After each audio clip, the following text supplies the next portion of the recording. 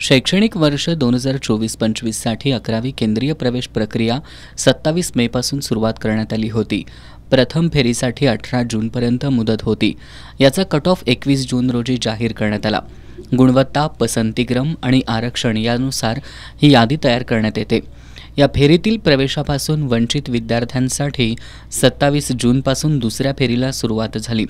याची यादी आज सकाळी 10 वाजता जाहीर करण्यात आली। शहरातील 28 कनिष्ठ महाविद्यालयातील इंग्रजी माध्यमाच्या विज्ञान शाखेची प्रवेश क्षमता 5960 इतकी आहे।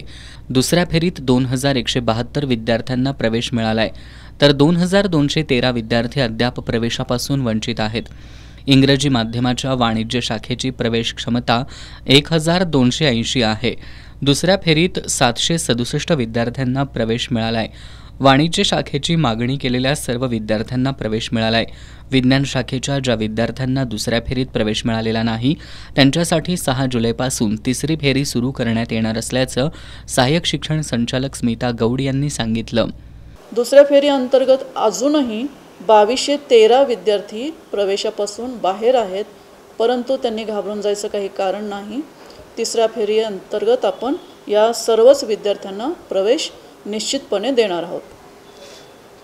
हे जे आपण आज यादी जाहीर केलेली आहे दुसऱ्या फेरीची, या विद्यार्थ्यांनी आणि पालकांनी आपल्याला अलाउड केलेल्या कॉलेजमध्ये जाऊन आजपासून 6 तारखेपर्यंत 5 तारखेपर्यंत आपल्या महाविद्यालयामध्ये जाऊन प्रवेश घ्यायचे आहेत। आणि तिसऱ्या फेरीची जी प्रक्रिया आहे ती आपली 6 तारखेपासून सुरू होणार आहे। 5 तारखेपर्यंत या विद्यार्थ्यांनी प्रवेश घ्यायचे। 6 तारखेपर्यंत पासून आपली तिसऱ्या फेरीची प्रवेश प्रक्रियेची सुरुवात होणार आहे। ज्यांनी अजून अर्ज भरलेला नाही त्यांनी अर्जही भरता येईल। ज्यांना डिलीट करायचं आहे त्यांनी डिलीट करून नव्याने सुद्धा अर्ज भरण्याची सुविधा आपण त्यांच्या लॉग इनमध्ये उपलब्ध करून दिलेली आहे।